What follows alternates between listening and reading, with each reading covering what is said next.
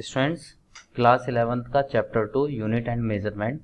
The question is 2.3 and it states that a calorie is a unit of heat or energy and it equals about 4.2 joule, where 1 joule is equal to 1 kg meter square and second raised to the power minus 2. Suppose we employ a system of units in which the unit of mass equals alpha kg and the unit of length equals beta meter and the unit of time is gamma second, shows that a calorie has a magnitude of 4.2 alpha inverse beta raised to the power minus 2 and gamma raised to the power 2 in the terms of new units. Students, हम जानते हैं कि सबसे पहले हमें क्या करना होगा, यहाँ पर हमें डायमेंशन लिखनी होगी क्योंकि हम यहाँ एनर्जी की बात कर रहे हैं. तो जो डायमेंशनल फॉर्मूला होता है एनर्जी का, it will be equal to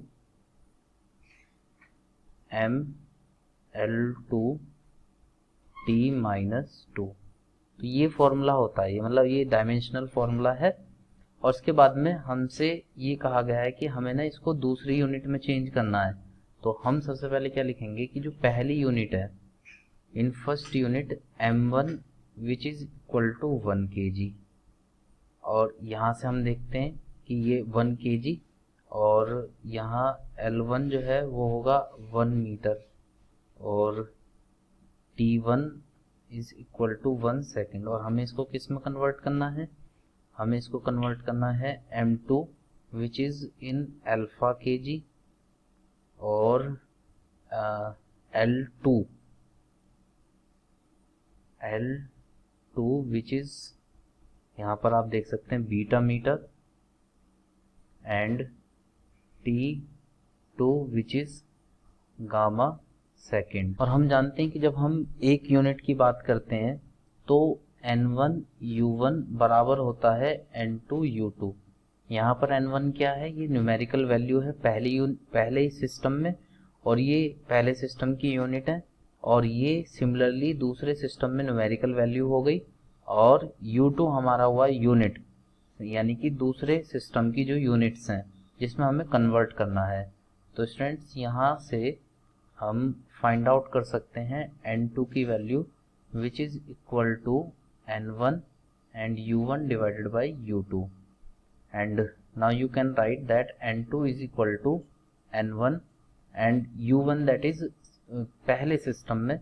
So in first system we can write that M1 L12 and T1 raised to the power minus 2 divided by M2 L2 raised to the power 2 and T to the power minus 2.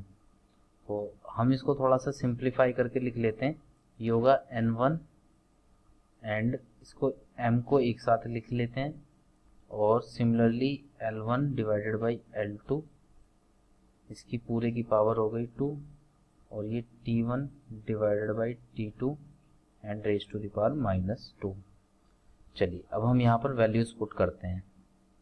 अब देखते हैं यहाँ पर जो N2 है वो ये हो गया N1, जो पहले सिस्टम में न्यूमेरिकल वैल्यू थी 4.2, और M1 है ये 1 kg होगा पहले सिस्टम में, और M2 ये अल्फा kg होगा, ये अभी हमने ऊपर लिखा था.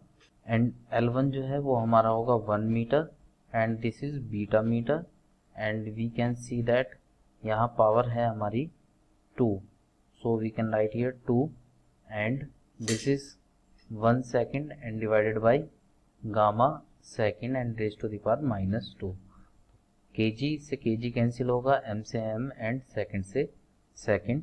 Then N2 will be equal to 4.2, ये अल्फा जब ऊपर जाएगा तो alpha inverse, and this will be beta raise to the power minus 2, क्योंकि जब आप इसको यहाँ लिखेंगे और फिर इसको ऊपर लेकर जाएंगे न्यूमरेटर में तो पावर माइनस हो जाएगी, एंड सिमिलरली जब इसकी मल्टीप्लाई होगी तो ये माइनस में रहेगा और ऊपर जाकर इसको प्लस कर देंगे तो gamma raise to the power 2.